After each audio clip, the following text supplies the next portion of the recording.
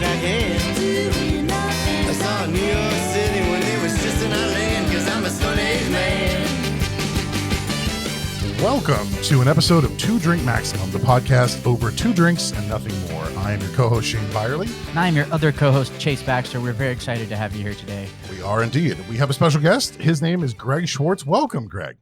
Thanks. Good to be here. Hello, Greg. Thank you so much for coming. So this is exciting. So let's just jump right into it. So your drink of choice today is... An Ardnamurchan single malt. Ardnamurchan AD 072104. Nice. It's a newer release. Is that correct? It is. I believe the 04 is actually their fourth ever release. So the way that it works here on the show is that the guest gets to pick the drink, but obviously part of that is just explaining, like, why did you pick this drink for us today? What does this drink have any meaning to you, or why this particular brand of scotch? Well, I wanted to pick something that I hadn't had a ton of. I've had this. This will be the fourth expression I've had of this. Tasted. I've owned a bottle, but this is the fourth of these that I've tried. But it's also, as it's featured in our film, there's so many new distilleries that are coming online in Scotland. And the interesting thing is when we shot the film, they were all just starting to make spirit, and then the pandemic happened, so now they're starting to release whiskey. Yeah. And it was really frustrating because for a while I would see, because I aggressively follow whiskey media, like, Rossay's releasing a whiskey, and Daft Mill's releasing a whiskey, and Ardnamurchan's releasing a whiskey, and I can't get them. And I've been following them for years. I just finally, like last month, had a Nicknayan for the first time. And I really, Charles MacLean, who's featured throughout our film, is probably the world's most respected whiskey writer, told us while we weren't shooting, just chatting with him, getting ready to shoot, that he thought Ardnamurchan was the distillery to watch of that year, of 2019. So this is like a dream taste for you, like one like you've not had it before and you're really excited to like... Yeah, I have not had this expression. I've had Ardnamurchan, but not this one, yeah. Well, I think it's safe to say that we're all now sufficiently excited to try it. So we are. Why don't we give it a sip? Let's take our first little sip here. Cheers, guys. Yeah. Cheers. Ooh, very buttery. And I just get like a little bit of like white pepper on the finish. That's nice. That's easy sipping. Yeah, I like that. It's very good. There's a salty quality in it, which I think is common on the West Highland whiskeys, because they're aged on the coast. I kind of get the saltiness. I didn't catch the buttery. I don't think I have a refined palate for it's the almost butter. like it's almost like a fatty lipid almost flavor where it just feels like okay, fatty sound is better. I understand what that taste is that I'm potentially tasting here, so that's pretty good. Well, okay, so let's get into it a little bit. So you did one of the mention things the that film. we are here that talk about, is Greg is a very talented director, and his most recent feature is an incredibly well done documentary called The Water of Life. Chase and I were lucky enough to see it a month or two ago when it screened at the Aero Theater. Yes, and of course I had seen it before as well. But it is an incredible documentary, and it is about Scotch, kind of in general, but then it changes its focus about 2/3 of the way through the film, or maybe about halfway through the film. But the documentary is great. I mean, congratulations on getting it done. Obviously, getting any film in the can is a monumental It was very achievement. wonderful. It was great to see. Yeah. Thank you. So tell me a little bit about how, I guess the first question that I always have is, I think anybody who's interested in filmmaking has a passion or any subject that they think, this might make a good documentary. But there's a huge difference in being passionate about something and then actually finding a story and turning that into a documentary. What was kind of the pushing point for you of, going from I just like Scotch or it's a hobby to, hey, there's this incredible story that needs to be told in a documentary? Well, I guess the best place to start with that is to go way back, which is I spent a year as an exchange student in Scotland when I was in college. Wow. And that's when I started drinking whiskey. And I would be lying if I said when I started appreciating whiskey. I got on an airplane in Newark, New Jersey, and I wasn't old enough to drink. And I got off an airplane in Heathrow, and I was old enough to drink. Yeah. And so those safety belt came off pretty quick for that year. So, but that, so I've been to Scotland. I have numerous friends there. I've been there, I think 17 times now, something like that. So, but my wife had never been. And for our 10th anniversary, we went to Scotland. And some of my friends there said, oh, you should do the Speyside Whiskey Walk, which is a 6-hour hike through the town of Dufton where you go to every distillery, open or closed. But the woman who runs it, she has a backpack full of whiskey, and you stop at every place, and she gives you a dram of that whiskey. I took a pause at the 6-hour hike, but now you've told me about the backpack full of whiskey. And I'm back in. Yeah. I'm a little more excited. Well, and it wasn't at all really an aggressive hike. I mean, you're just in a little tiny town. It was just, you'd stop and have whiskey, or you'd stop and she would discuss different types of trees that grow in town, and also like she had a little food sort of in between each whiskey you would have. Right. And then her husband would put you in a van and drive you back to your B&B afterwards because you had 6 whiskeys. Yeah. Yeah. But during that walk, I actually have a photo of the moment. We went by Glenfiddich, which is one of the biggest distilleries, certainly in Scotland, probably in the world. And they had the roof off of the still house, and they had cranes putting in new stills because they were expanding. And I was watching that process, and I started thinking in terms of stuff like the Chef's Table or Jiro Dreams of Sushi. And I was like, I want to tell this story about how this is made, because I've been drinking this for 20 some years and I've never really contemplated the finer points of the craft of it, not just I didn't really care about the industrial process. I didn't want to make a science film. I mean, chemistry of it. I like the science and I respect the science, but I didn't want it to be something people showed in high school chemistry. Right, exactly. That has a limited appeal for sure. Yeah. But then also the Bruichladdich story was just as interesting as the whiskey was. I mean, it's just sort of so bankrupt and broke, and it shouldn't have happened, and shouldn't have worked, and almost didn't work, and so it really was very dramatic. Yeah, it's fascinating because the documentary it starts as kind of a general overview of the history of Scotch, but then about I'd say maybe a third of the way through, it pivots to Bruichladdich and Jim McEwan, who is. I mean, what an incredible character to just capture on film. I mean, he's a person; he's not a character, but just bursting out of the seams of personality. And then it kind of turns into this incredible underdog story that by the end of the film, you are like legitimately cheering for. Yeah, that was a really good spin in the editing to make, because you were very compelled. You wanted them to succeed, and you wanted him to succeed in particular. So that was some excellent filmmaking on your part there. Oh, thank you. Was the fact that you had a lot of time with Jim McEwan, or just the fact that he is such a character, that influence your decision to kind of focus more on Bruichladdich, or just did you feel like in the editing room that's where naturally the story was going? Yeah. A little of both, but there's also a third aspect to it, which was Jim is, I always say he's like Mick Jagger, of whiskey, in that he's such a well-known, charismatic personality. But at the same time, it would be very easy for him just to become a greatest hits album of the same people who know him at all. He has like 8, 9, 10, 12 great stories, and you hear them over and over. And we were like, we got to get beyond those stories. Yeah. And the way to do it, for better or for worse, and I've since talked with him about it. I didn't want to tell him up front because it would have made him defensive, was I just had to keep interviewing him over and over again until he ran out of those stories. Right. And if you listen to the raw footage of some of the later interviews, a couple times you'll say, Jim, we already have you telling that story. What I want to talk about is, blah, blah, blah. Yeah.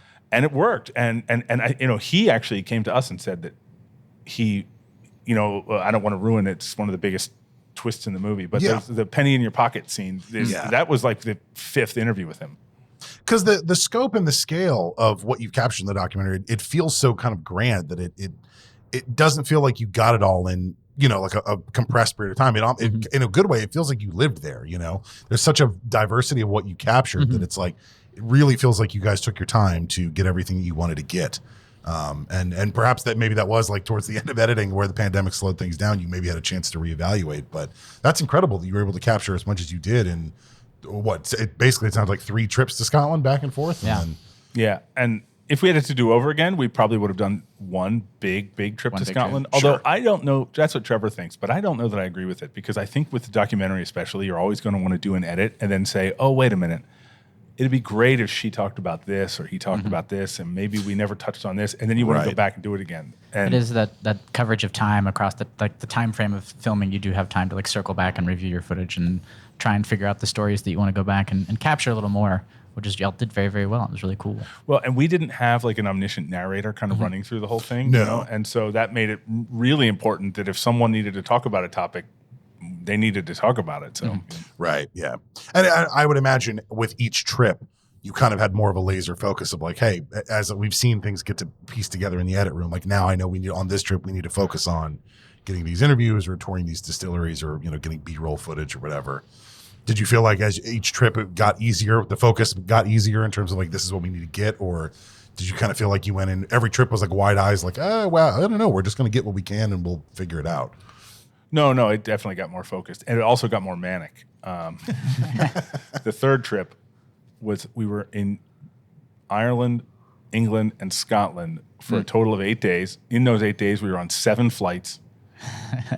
we were like flew into Ireland, drove down to Waterford, spent a day with Mark Renier, drove back to Dublin, flew to England, spent 2 days in London, flew to Scotland, spent a day in Glasgow, flew to Islay, spent 25 hours on Islay, flew back to Glasgow, and then I flew back to LA for 3 days and went to Australia.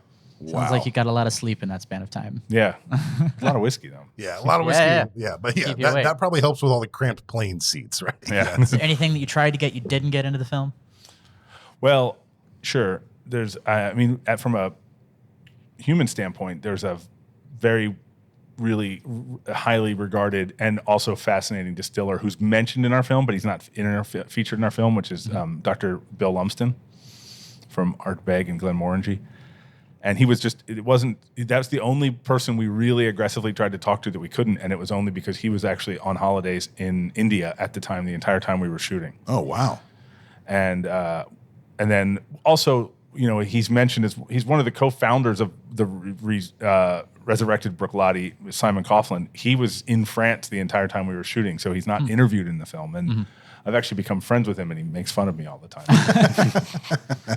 But did I hear you say that like the first time you shoot, you went to like 6 or 8 distilleries? So there's there's all of this like unused footage that, do you think that there's any potential second life with that, or? Is there a sequel? It's funny. That feels like I set you up with that. Actually, this week we're going to officially announce that we have a director's cut, extended cut coming out. That's awesome. That's 10 minutes longer. Nice. But we feature about 6 distilleries in the film. Balvenie's featured in the film. Bruichladdich featured in the film. Glenallachie's featured in the film. Glasgow Distillery's featured in the film. Gordon and MacPhail and Ben Romick are featured in the film. And then there's a lot of other ones, dozens other ones that are mentioned.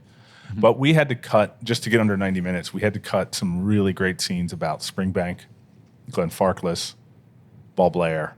And then there's also another scene about Jim McEwen that we cut that was now back in as well, about him moving to Glasgow to learn how to blend whiskey. So Nice. it's going to be 10 minutes longer, and it's going to come out in a couple weeks. Nice. That's exciting. exciting. Well, it's another opportunity to watch the film. Glad it's Right. not a 4-hour cut. It's not the Schwartz cut, right? It's not a 4x3 black and white. It's actually that would be great. If anything, it's the Rob Chatelain cut. Yeah.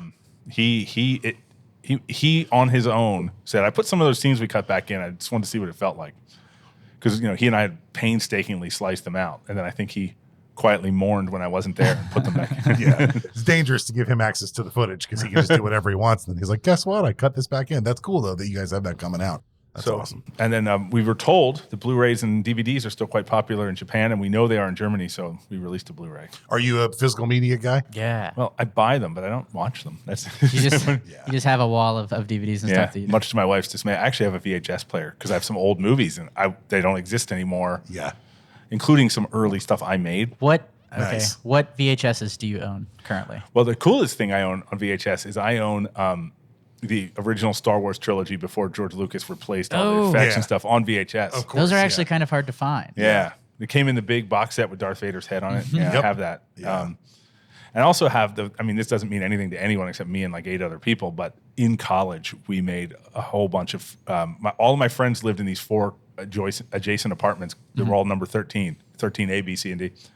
And we made all these films called 13 Live, and it was just such a snapshot in time of our lives. And Yeah. I have one of the last remaining intact VHS copies of that. That's amazing. Nice. Was that where you first started like filmmaking and Well, I that whole didn't process? back then. Honestly, it was much more me. Like, you know what we should do, and it was a lot of it's kind of like Jackass before Jackass existed. It was Okay, like, you yeah. know what you should do? You should ride this laundry basket down a flight of stairs. That. Yeah. So, but I wasn't usually the one with College, the am I camera in right? my- Yeah, we can graciously call that making reality content. Yeah. That's what we can call that now. But that's really interesting that you started making that like slice of life stuff and you ended up doing documentaries. Yeah. One of them is someone said, "Oh, I heard that if you drink dish soap, you automatically vomit." Oh, Cut to 4 people drinking shots of dish soap. Nice. You- So you guys were the original Tide yeah, Pod. you got ahead of the Tide Pod challenge. Yeah. Yeah. We did that back way before that was popular. But you know who didn't drink dish soap? Me. You? Yeah. Ah, well. Yeah. Smart. You were behind the camera. That's why you set yourself up. Yeah. You just made that one thing, or how many were you always making films and stuff when you were growing up?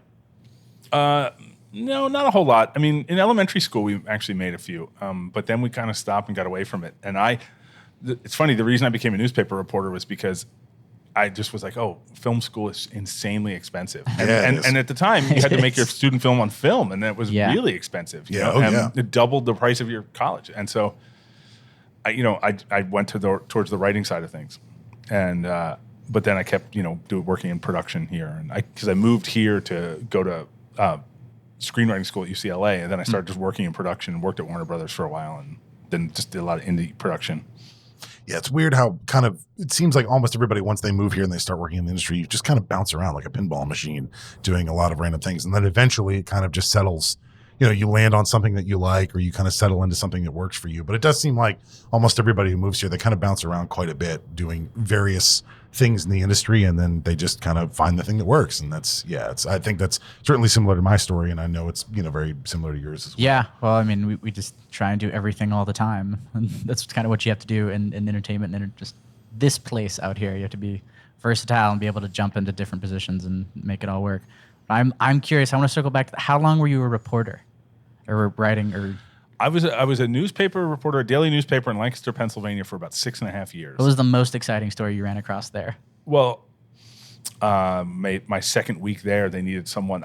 It's very close to Hershey, Pennsylvania, and Hershey has a lot of concerts, big stadium and stuff. And so, second week there, they said, "Oh, we need someone to review the Beach Boys concert." And I said, "I'll do it." So then they paid me to go to a concert. Okay. I wasn't really a Beach Boys fan, but I was 22 years old, so I was like, "Yeah, I'll go to a free concert." Yeah. Get paid. And then it became like my full time. Slowly, I became like the concert. Every big band that would come, I would do a preview and then a review, and I would get tickets to go to the show. And so I got to see hundreds and hundreds of concerts. Wow. And Who were some of the bands that you got to see and write about? well, I mean, some of them are in retrospect was crazy. Like I saw one of the reviews I did was Alanis Morissette, but the crazy thing was who was opening for her. It was Radiohead, like a band that nobody paid attention to and nobody even knew who they were, and that was the opening band. Now tickets are like $2,000 Yeah. for Radiohead. It's insane.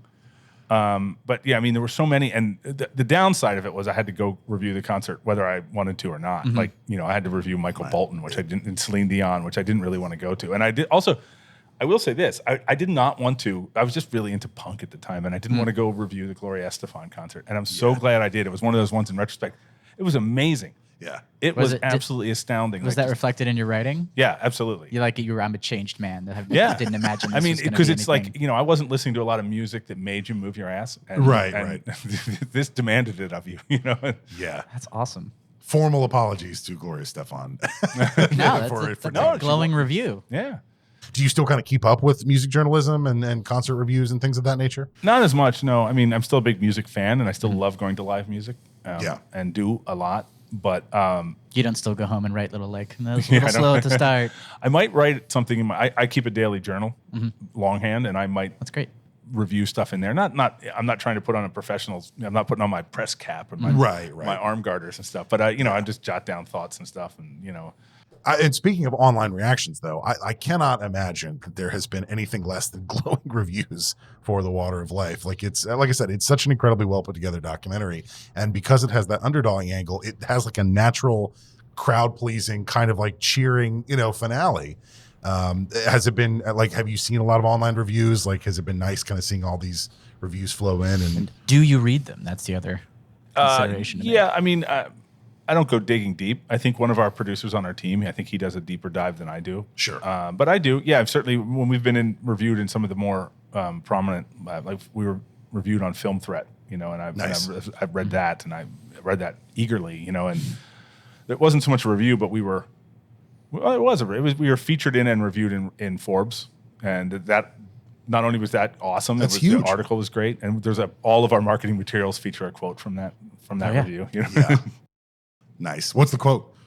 The most ambitious piece of media ever made about whiskey. Oh, now that is definitely a quote for a box for sure. Yeah, I've got that memorized. I'd be lying if I said it. As soon as you hear that one, you're like, "Yeah, I'm keeping that one." Yeah. Yeah. Without, I mean, You certainly. know who said that? Forbes. Yeah, Forbes himself. Mr. Forbes. Certainly without naming names or anything. Are there a ton of other whiskey documentaries? Like, were there Yeah. some out there that you maybe seen? You're like, well, I want to not do this or kind of avoid this Any pitfall or competitors in something? the world? Yeah. Yeah, there's one is a series, a 3-part series called Scotch: The Story of Whiskey. It's on Amazon Prime. It's made about 8 years ago, featuring a Scottish actor named David Heyman. And it's a travelogue. It's a very well-made travelogue. I actually found it very educational, informative. I'm glad I saw it before we made the film, because I actually learned stuff Yeah. from him. I don't know where in the world it is in any of the episodes, so I can't get specific, but there's a moment in it where he's interviewing a Scottish distiller in Australia. And it really it so emotionally moved me and informed the way I wanted to approach our film, which is, he said, I make a drink that people drink when their daughter graduates from medical school or on the side of their father's grave. I Right. don't make a drink that you drink and you don't even think about it while you're on the phone with someone else. And if I don't respect that, I shouldn't make this drink. That's amazing. And I was really moved by that. And I thought that was, it's something that people take seriously, and it is attached in their minds to the most important moments of their lives, be they good or bad. Yeah. So that's one. The other one, there's a movie, to be honest with you, I don't know where it is. It was on Vimeo to rent for a while. It was called The Amber Light. There's a really well-known whiskey writer named Dave Broom. He made it. He's not the director of it. He's a host. It's about whiskey's role in Scottish culture. And he's like really into music, traditional and rock and roll in Scotland, and talks about whiskey, and he's Scottish and growing up there and listening to music and stuff. It was being shot the exact same time we were shooting, because we tried to get Dave Broom to be in our film, to be one of the interview subjects, and he was very lovely and declining, and he said, I just think I owe it to the producers of this film to not muddy those waters right now. And, Sure. That's fair. and then the other one, the one I get asked about a lot, is called The Golden Dream. It was actually all over the world, it was called The Golden Dram. In the US, they renamed it The Golden Dream, which is, I don't know, an interesting choice. But I haven't seen it, and here's why. We knew it covered some of the same territory we covered, and it was done a few months before ours was done. And our producer, Trevor, came to me and he said, I don't want you to watch this film because I want you to make our film, and I don't want you to be influenced, better or worse, doesn't matter. I just don't want it in your head. Promise me you won't watch this film. I said, okay, I won't watch this film. So a whole bunch of people on our team have seen it, but I haven't seen it to this day. Right. Even though Yeah, we're I mean, yeah, look, I don't blame you, especially, you wanted to make a statement with your documentary, and you don't want that to be influenced in any way, shape, or form by something else. Yeah, I completely understand. That's so weird, though, the Golden Dream. I mean, I guess maybe most Americans don't know what a dram is, so that's probably. But it's I'm weird. not hip on whiskey culture and all the knowledge. So, like, to me, I hear Golden Dram and I immediately think drugs, and I don't think that's what they want. Like, that's probably not an unusual stance for a lot of people to think once they hear that, because dram is a foreignish sounding word to a lot of people. Yeah. Yeah. So, It's like and, the, dreams. Everybody loves dreams. Yeah. Can't go it's wrong. like- Dreams. It's like in the first Harry Potter book, right? But the actual title of the book that J.K. Rowling wrote was Harry Potter and the Philosopher's Stone. But then for the American release, they were like, kids are not going to know what that is. So we're just going to call it the Sorcerer's Stone. Wish I could remember the word, but there's a really funny anecdote about Stephen Fry. I guess he does all of the audiobooks for the Harry Potter series. Yeah. And when he was doing the first one, there's a word he is very acutely aware of that he cannot pronounce, and he stumbles over it every time. And he wrote to J.K. Rowling and asked if he could change this one word because it appeared somewhere in the book. It was a pretty obscure word. I wish I could remember what it was. And she wouldn't let him.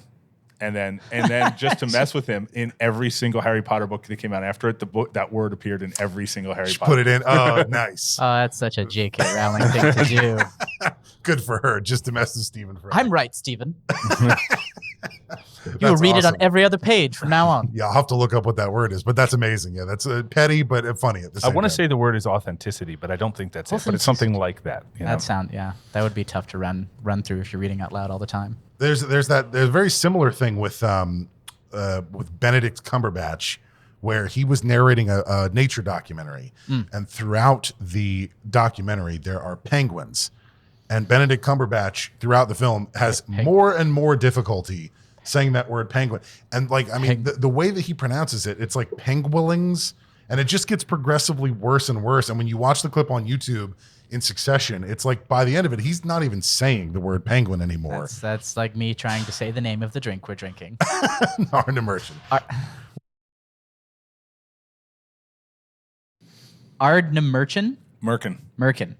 Like, why do I want there think to be about any- like a sort of a redneck way of saying American. Merkin. Mer- Like Ardna Merkin. Ard Immersion. Yeah, that's the easier way to say it. Ardnamurchin. I can do that. If you want to get a Or little deep into the Ardnamurchin. weeds, I can tell you. Please. Our please.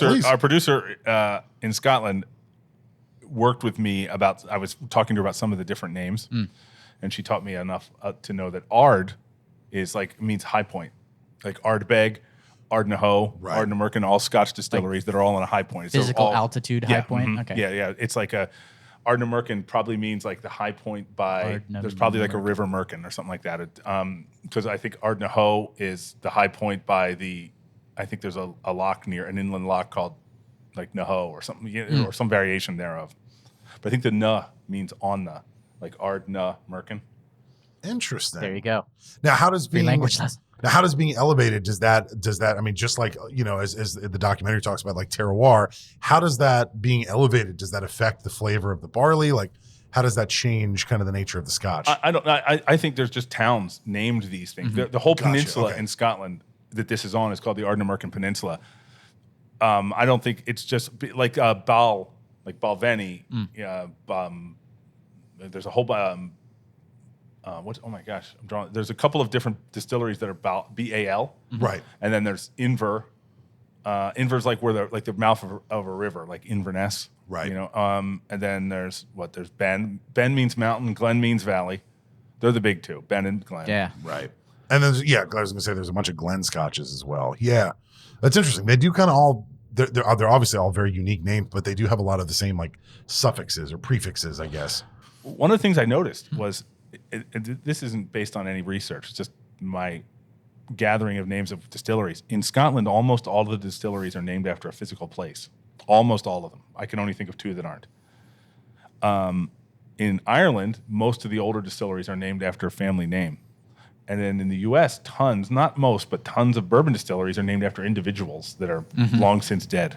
Right. Johnny Walker, or well, not Johnny Walker, but Jim Beam and Evan Williams and Jack Daniels, Jack and Daniels. Happy Van Winkle, and Elijah Craig, and Elmer T. Lee. I mean, they're I didn't know those last three. So that's yeah, that's interesting. Yeah, I guess, most people don't really think about the naming of stuff. I think if it's something that you don't know, people just assume it's a family name, right? Or something like that. But yeah, there's obviously like a very distinct pattern and lineage to these names of the distilleries in Scotland. And yeah, you can learn about the just from the name alone, you can learn about the whiskey from the name in the box, Yeah, and I actually see on the Ardnamurchan box here, it actually has a translation. It says it means headland of the Great Sea. So Merkin must mean Great Sea, headland or high point, and it's like the at the tip of the peninsula. Nice. Well, it's a great Scotch. And you know what? On that note, I think let's take a quick break and let's pour ourselves a second glass. indeed.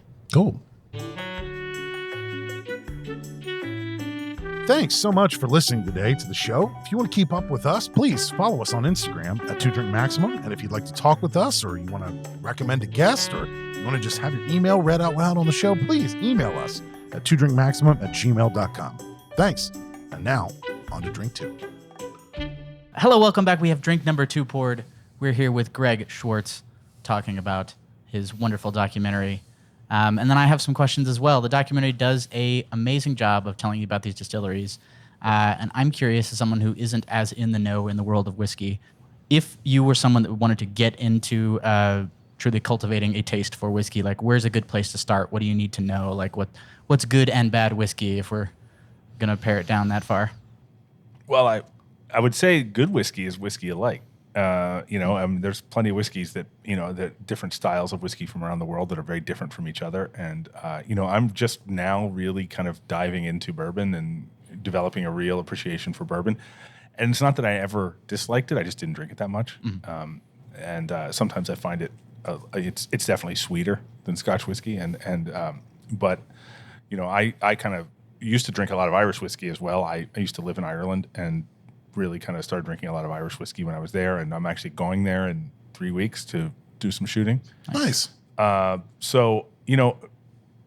This is not in our film, but we have footage of it. We actually made a little standalone film, which I will share with you guys and then give you a link, Please. and I should put it back in our Facebook group as well. Yeah. But what happened was Charlie McLean gave us this great primer on how to start your whiskey journey. And it was such a cool idea, and it's so simple when you hear it. And what he said is, and now I'm going to do Scotch, but you could do this, you back it up one step, and you could do it with any whiskey in the world. He said, Scotland has 5 regions of whiskey making. He said, get 4 friends and either go to a liquor store or go to a bar that has a decent selection and pick one whiskey from each region, each. So there's only 5 total whiskeys. Then ask the bartender if they'll pour them into little tiny glasses. So you're only doing a taste. Then you taste one whiskey from each region. Then you vote, and you pick a region. Then you go into that region, and then you say, I want 5 whiskeys all from that region. And then you do all those, and you debate that, and you can sort of like kind of zoom in, as it were, and really kind of immerse yourself in that. But you're not. It sounds like you're drinking a ton, but you're actually not. You're at that point, you would have had 2 whiskeys, but at the end of that, because you would have had a fifth of 5 different whiskeys. And then you can go even further in from there. He said if you all agree on a distillery, you could do 5 different whiskeys from that distillery. You could say, okay, Scotland, we're all going to pick Islay, let's say, and then there's 9 distilleries on Islay. Let's say we're going to pick Laphroaig. Then you do 5 different Laphroaigs, and then what do you like about them? What do you not like about them? What works for you best? And some of them are much more approachable. It's interesting to me that I just naturally picked Laphroaig because it's one of the least approachable whiskeys. It's one of my favorites. It is my wife's favorite whiskey, but why is it the least approachable whiskey? Well, it's not only heavily smoked, it's a heavily peated whiskey. It's also a heavily phenolic peat. So a lot of people say it smells like Band-Aids or like iodine and sort of a and to Laphroaig's Band-Aids credit, and iodine. well, to Laphroaig's credit, they've really embraced that. Like Yeah. they share tweets all the time when people post funny descriptions of Laphroaig. My favorite one, well, 2 of my favorite ones was this tastes like kissing a mermaid who had barbecue for dinner, and this tastes like I imagine a leather couch that had been in a swamp for 100 years and now was lit on fire would taste. Okay. Yeah. My wife had a sip of Laphroaig and she said it tasted like she just drank an ashtray. So decidedly not a fan. It's very heavily peated. He's right. It is. And what does heavily peated mean for the people at home? So peat is it's not a compost, but it is a fuel source. It's halfway to being coal. It's the gray area between dirt and coal. And they used to burn it all over Scotland and I think and in England before there was natural gas lines run everywhere. And so when you have to dry the barley to make whiskey, that's how they would do it. And so it doesn't burn clean the way gas does. It burns smoky. Okay, and so that flavor gets translated into the barley, which gets translated into the ultimate. And most peated whiskeys are associated with Islay. Okay. And I love this because it's just, this is the nerd in me. There was a time when all of Scotch whiskey and Irish whiskey would have been peated because that's how everybody made their fires because there's not a lot of trees in either of these countries. Most of those trees were knocked down to make Horatio Nelson's fleet. So, Wow. A story for another time. Horatio Nelson. And then fans in the world. but in England and then up into mainland Scotland, they ran gas lines or train lines that would carry coal, and coal would burn much cleaner. Islay is an island, and it doesn't have gas lines to this day, and there's no coal there, and there's no trees there, so they still burn peat. So it's not that they were the ones who did peat; they were the ones who still do peat. Like they all used to. Right. Wow. I did not know that. That's fascinating. Yeah. I mean, it's more of a geography thing than anything else. But it's when you smoke when you burn peat to smoke to roast the barley, it imparts a smoky flavor into the Scotch that that especially if you're just getting into it, it might be a little bit off-putting if you're not expecting that flavor. The other thing that's interesting is that with the whiskey explosion, there's been like just more countries around the world making whiskey. So there's like traditionally whiskey's always been made of what grains are available there, and there being all over the place. Most Canadian whiskey is rye because rye grows really well in Canada. Kentucky started making bourbon because corn grows really well in Kentucky. Barley grows really well in Ireland and Scotland. So and someone just said this to me the other day, and I haven't done any research into it, but there is distilled basically rice spirit in Japan, and basically the guy said, look, if this wasn't for government or trade agencies getting involved and debating the nuances of it, that's technically whiskey. It's distilled grain. Rice is a grain, and it is a distilled grain. How far off can you get from the traditional formula before you don't get to call it whiskey anymore? Well, I mean, it's there's wheated whiskey. I was drinking wheated whiskey last night. There's corn.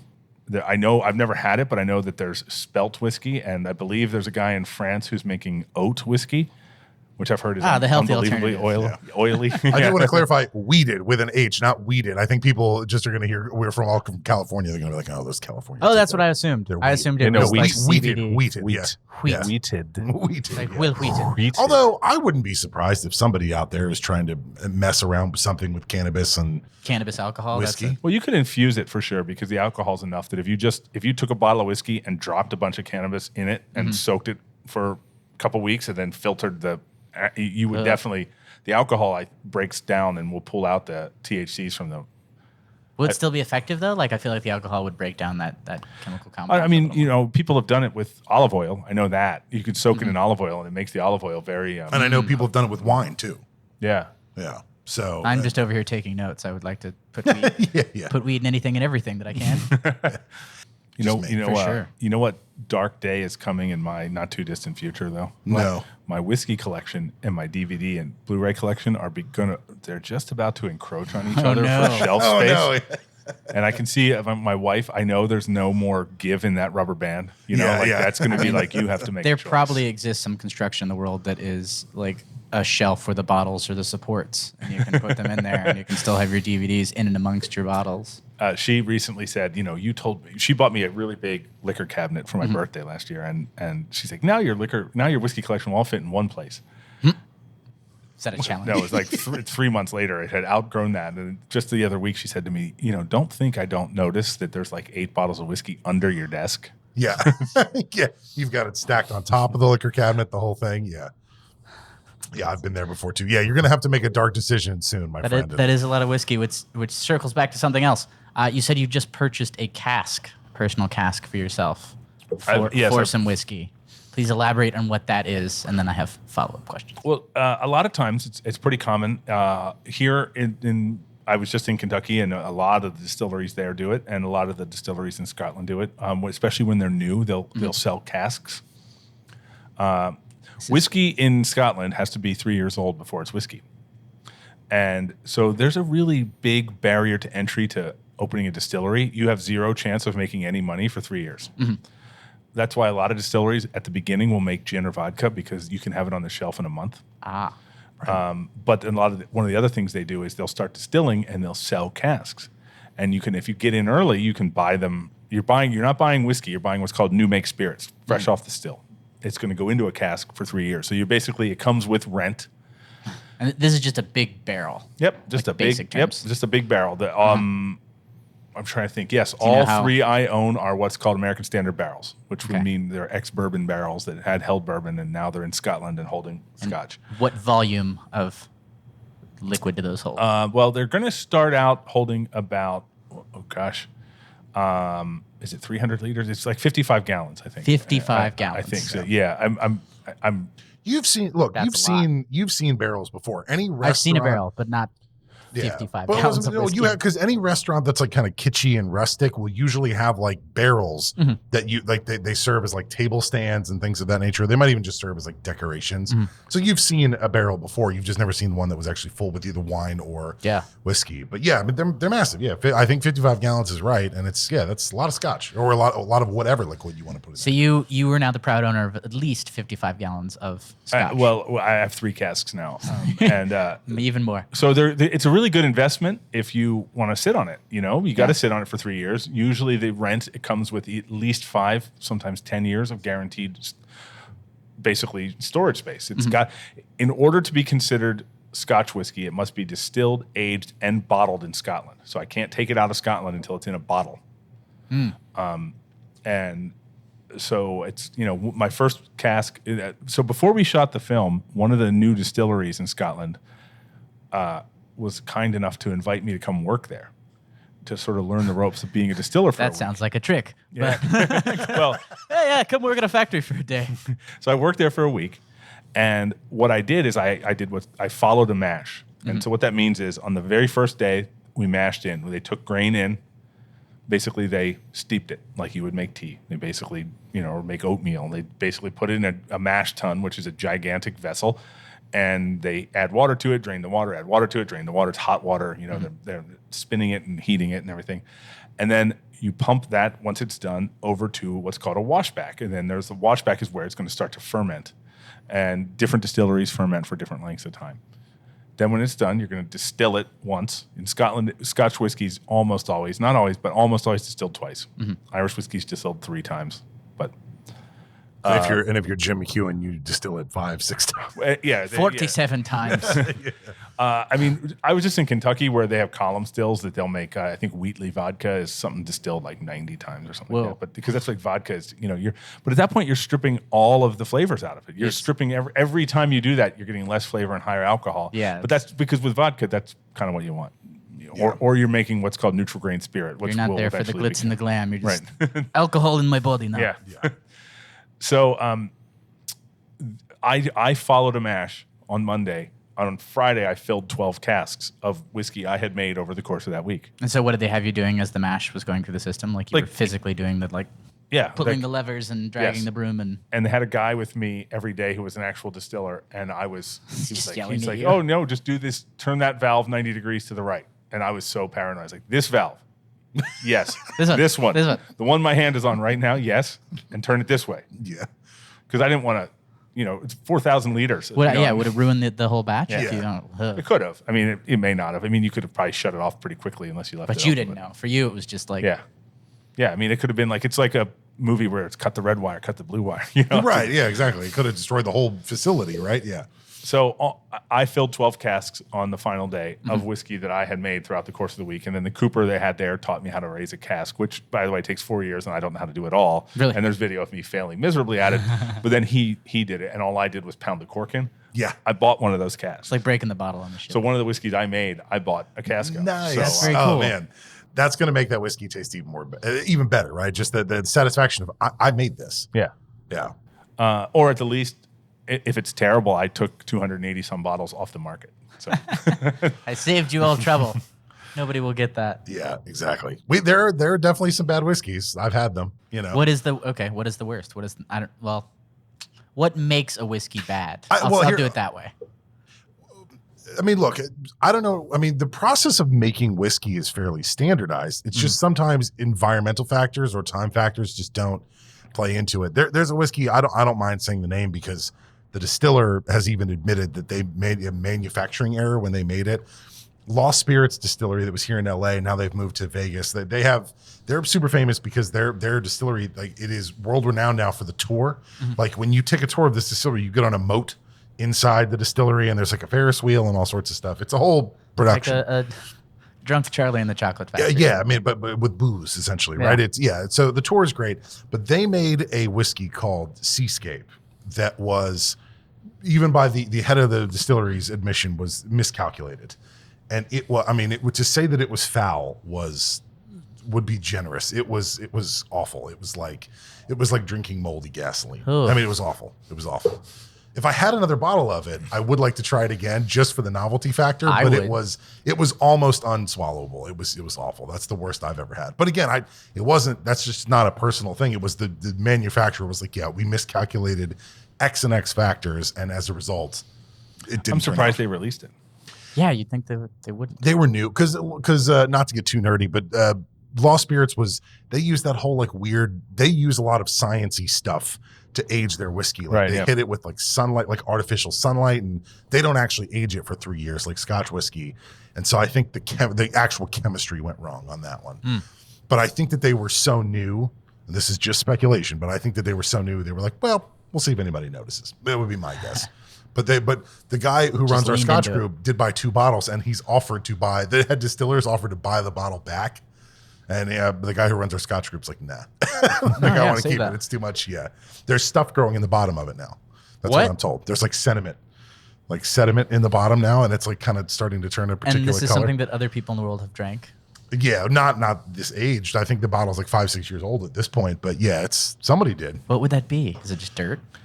I mean, I have bottles that have char in the bottom of them. Ah, okay. But That would that's make just sense. that's just residue from the cask, from the Right, inside from of the cask, wood, right? And that's Yeah. fine. I mean, that some people actually like that. They view it as a sort of a testament of the cask, unadulterated. There, you can see it was actually in a barrel. Yeah, Look. right. Yeah. Well, and that's one of the things that your documentary explains is that, up until the 90s, the 2000s, there was all sorts of like chill filtering and all sorts of and artificial food coloring to make Scotch across the board look the same, no matter the brand or the expression or the age. And because whiskey has kind of become so popular in the last decade, 15 years, so many brands, Bruichladdich and all these other distilleries, are now proudly explaining, like, we don't alter this at all. So yes, it might look a little different color. Yes, it might look a little bit weird, but that is because this Scotch is au naturel, and we're not adding anything to it. And I think that, that makes it better. And I think the world of drinkers is kind of opening up to understand that that's not a bad thing.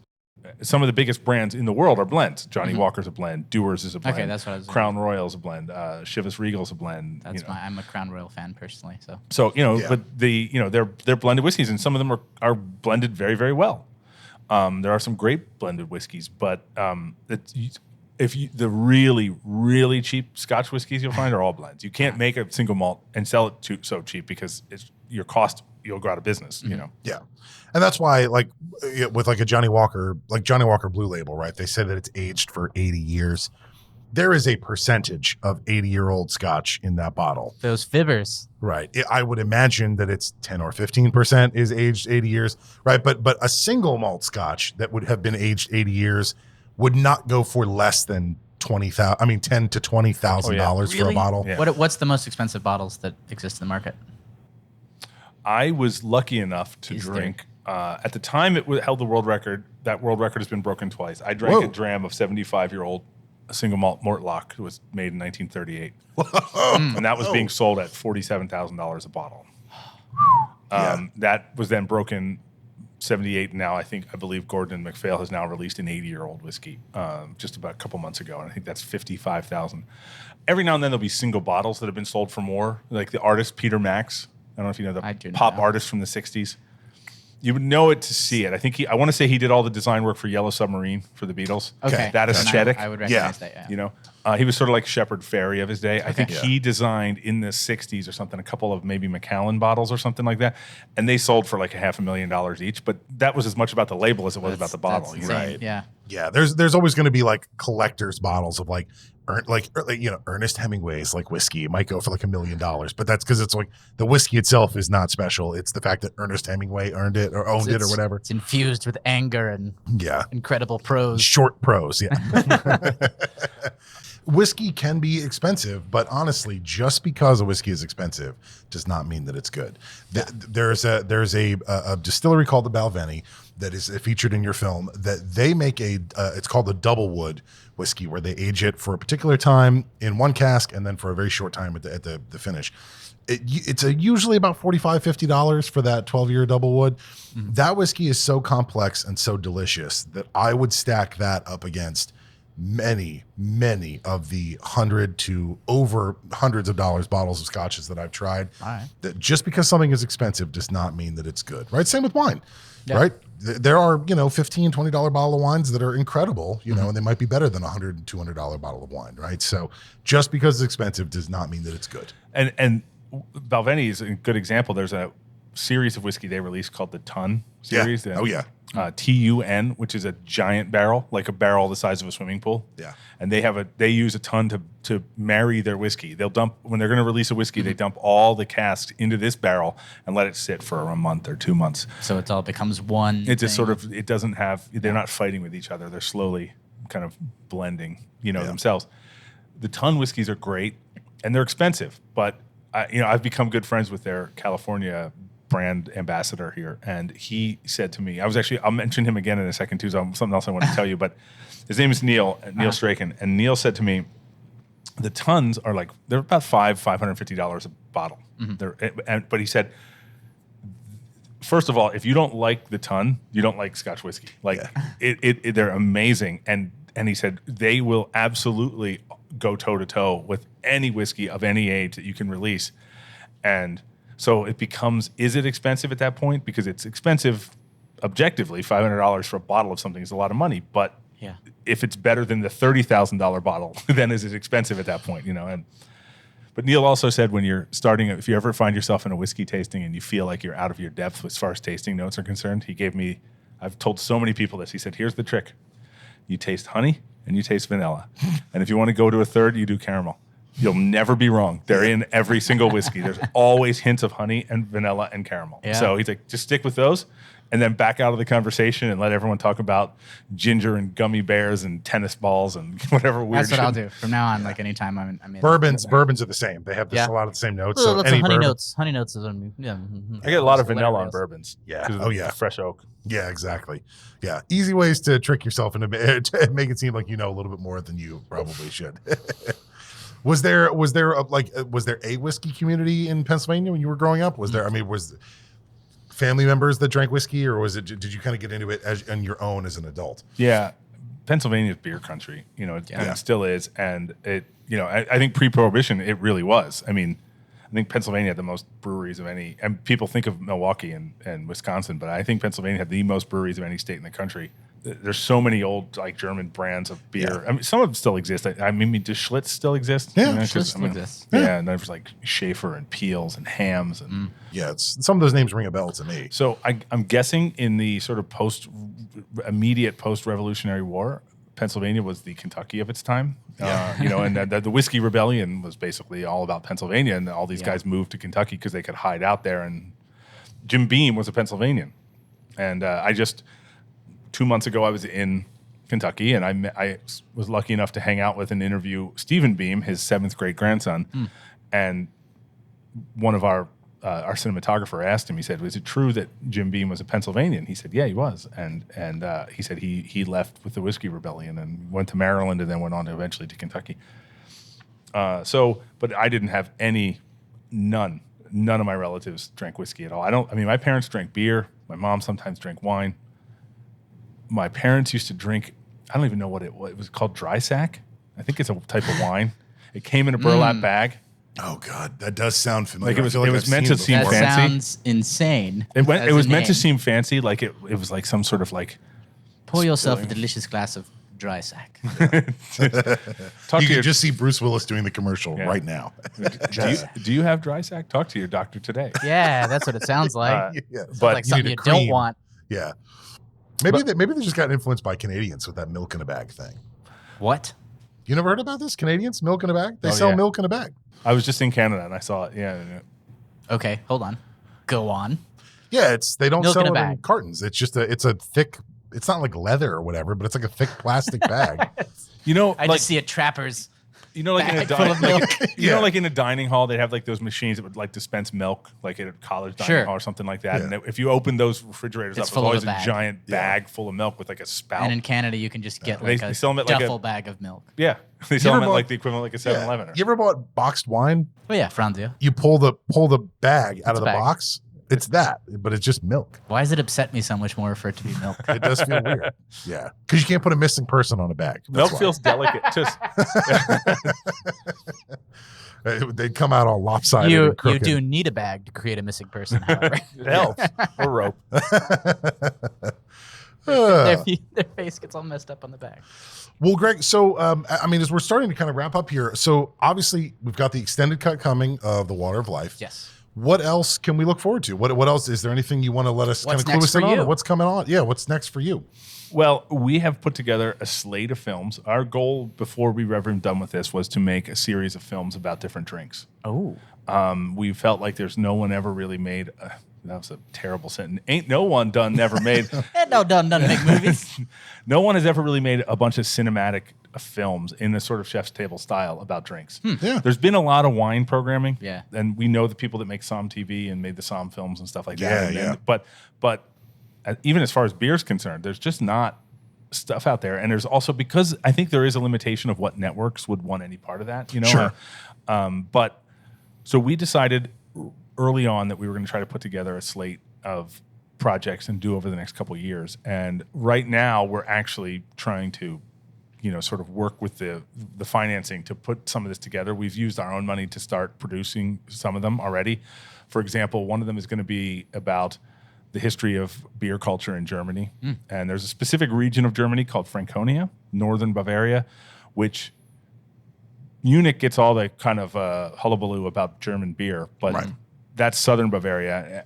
Franconia is interesting in that it's this county within Munich, within Bavaria, that has 320 some odd breweries in it, and most of them are family owned and they don't even sell the beer outside of the brewery. You go there to get the beer. Yeah. And a lot of them are connected by hiking trails, and it's like a real tradition in the summer to. They all have restaurants attached to them, and you go with your family, and you go on like these. They call them beer hikes, and you go on like a day-long beer hike, and You go beer wandering.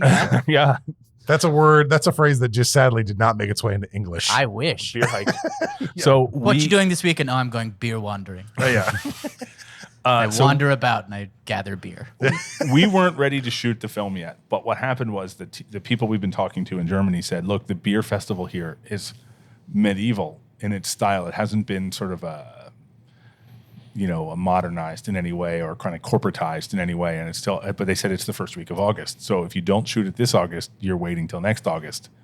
Mm-hmm. So we sent a camera crew over to just film the beer festival, and then since he was going to be there, since he'd gone that far, we had him go do a beer hike. And the funny thing is that our German producer, I told him, I said, "Look, you don't have to do the whole beer hike because they're going to have a lot of gear. Nice. You just need to go do from one brewery to another. 2 stops. Yeah, and you can even just do fake stops and starts on that, and just to get the footage of people walking, people drinking, people eating. Right. Well, they just took the crew on a full straight up 6.5 mile beer hike with 40 pounds of gear. That footage got a little shaky at the end of it, did Bless it the not? crew. Yeah. But so that we started that. That's going to be one where I was just in Kentucky, sort of doing the very initial outreach and research for a thing about bourbon or about American whiskey, because I think we're going to go beyond just bourbon itself.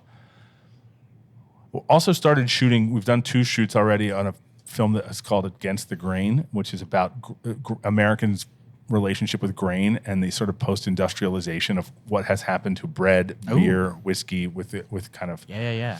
and how it's all become yield focused instead of quality focused. And there's a really interesting group of people in rural Washington called the Bread Lab, Washington State University Bread Lab, and they're like sort of bread pirates. Like first of all, their bread project has become so popular that there's dozens, literally, of bakeries and breweries that have sprung up around the Bread Lab, because the guy who runs it is a professor, Dr. Stephen Jones.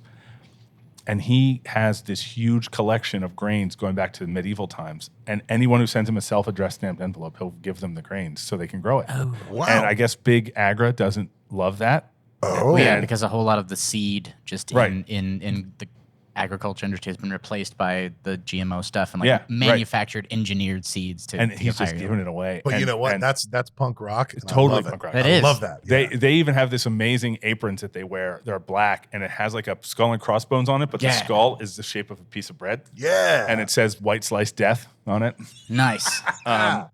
And so, yeah, we've shot there for a couple weeks. There's a distillery in Seattle called Westland, American Single Malt Whiskey Distillery, and that's how I met these guys, because they do a project with these guys where they're trying to use sustainable barley. And in this valley, and it's on the Canadian border, it's a lot of tulip farmers. And it turns out that tulip farmers, about every 7 years, need to do a rotational crop to replenish their soil. And one of the perfect crops to do that is barley. But their type of barley they wanted to use, industrial barley maltings, wouldn't take it from them because it was clog up their machines. It didn't have enough yield, blah, blah, blah. So these guys at Westland were like, well, we'll make whiskey out of it. And that's how I heard about it, because I had the whiskey. And it was like unlike Right. any whiskey you've ever tried, because it's this weird type of barley called Calare.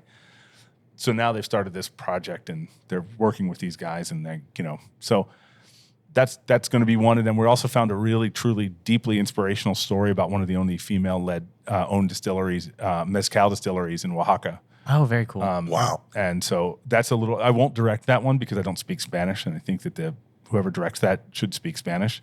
No pun intended. There could literally be something lost in translation there. Literally. Well, and the woman who owns it, I've met her, and she speaks fluent. She went to college here, and she speaks fluent English. But a lot of the mezcaleros and stuff that work for her, what I was actually just told the other day, they said, a lot of them don't speak Spanish on a day-to-day basis. They speak Zapotec, like Mayan. It's like, well, Wow. that's going to be a little harder to find. Wow. Yeah, that's definitely older The traditions language. that must go back into making that mezcal go back, hundreds of years. Yeah, I mean, it's still a lot of ways, it is a pre-industrial spirit. They still use a donkey to work the stone mill that grinds the dried agave. Yeah, and same with Armagnac.